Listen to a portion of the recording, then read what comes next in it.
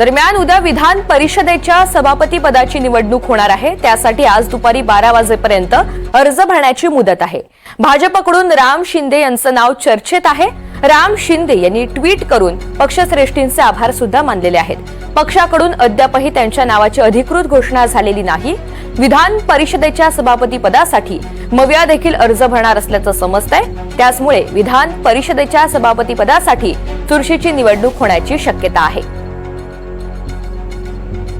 दरम्यान सभापती पदासाठी राम शिंदे यांचं जवळपास नाव हे निश्चित झाल्यानंतर त्यांनी ट्विट करून मोदी आणि फडणवीस यांचे आभार मानलेले आहेत। उद्या सकाळी 10 वाजता उमेदवारी अर्ज दाखल करायचा आहे आणि कुणाच्या नावावर शिक्कामोर्तब होतंय, राम शिंदे यांचंच नाव निवडलं जातं का हे आता पाहणं महत्त्वाचं ठरेल। या सगळ्या संदर्भात अक्षय कुडकेलवार आपल्याला अधिकची माहिती देणार आहेत। अक्षय, विधान परिषदेच्या सभापती पदासाठी राम शिंदे यांचं नाव जवळपास निश्चित झाल्याचं कळतंय, मात्र प्रवीण दरेकर यांचंही नाव चर्चेत आलेलं होतं। तसंच दुसरीकडे मविया सुद्धा अर्ज भरण्याची शक्यता आहे। ही निवडणूक नेमकी कशी चुरशीची ठरणार आहे?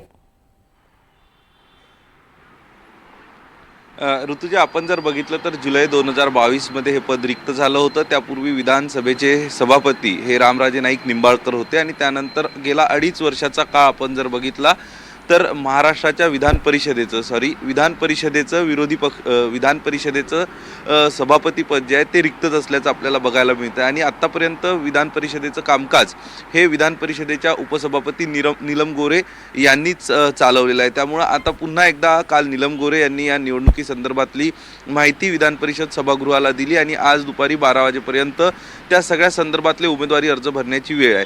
भाजपाकडनं राम शिंदे यांचं नाव चर्चेमध्ये आहे। राम शिंदे यांचा नुकताच पराभव त्यांच्या मतदारसंघामध्ये झाला होता, मात्र तरी ते विधान परिषदेचे सदस्य असल्या कारणामुळे त्यांचं नाव आता भाजपाकडनं जवळपास निश्चित केलं जातं। आपण प्रवीण दरेकर यांचं नावाबद्दलही चर्चा केली, मात्र काल सायंकाळी उशिरापर्यंत प्रवीण दरेकर यांच्या सूत्रांनी दिलेली जी माहिती आहे त्यानुसार प्रवीण दरेकर यांनी पक्ष संघटनेत काम करण्यात जास्त रस दाखवलाय।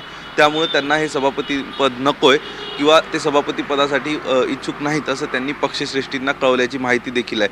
त्यामुळे राम शिंदे यांच्या माध्यमातून आज उमेदवारी अर्ज भरणं अपेक्षित आहे। त्यासोबतच महाविकास आघाडी देखील आपला उमेदवारी अर्ज आज दाखल करणार आहे। मात्र महाविकास आघाडीकडून कोण नेमकं या पदासाठी विधान परिषदेच्या सभापती पदासाठी उमेदवार असेल हे अद्याप देखील निश्चित झालेलं नाही। असं असलं तरी आपण जर बघितलं तर सभागृहातील विधान परिषदेच्या सदस्यांची संख्या बघितली तर स्वाभाविक या निवडणुकीत तितकीशी चुरस असणार नाही।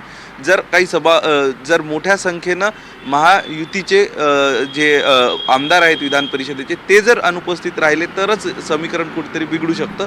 मात्र तुर्तास चुरस किंवा मोठा या ठिकाणी काटेकी टक्कर आपण ज्याला म्हणतो या निवडणुकीसाठी तितकी होताना आपल्याला बघायला मिळणार नाही। राम शिंदे यांना जर या सगळ्या संदर्भात त्यांनी आपला उमेदवारी अर्ज दाखल केला तर त्यांची शक्यता जास्त आहे राम शिंदे यांची विधान परिषदेचं सभापती बनण्याची। त्यामुळं आज आपल्याला बघणं हे महत्त्वाचं असणार आहे की राम शिंदे यांचा उमेदवारी अर्ज भरल्यानंतर नेमकं महाविकास आघाडीकडनं कुणाला उमेदवारी या सगळ्या संदर्भात मिळते आणि नेमकं कोण विधान परिषदेचा सभापती म्हणून येत्या काळात बघायला मिळते। मात्र एक निश्चित आहे की 2.5 वर्ष हे पद खाली होतं, त्यामुळं 2.5 वर्षानंतर का होईना विधान परिषदेला सभापती पद मिळणार आहे आणि त्यानंतरचा पूर्ण कार्यभार जो आहे तो सभापती यांच्या माध्यमातून अधिवेशनाचा चालवला जाईल।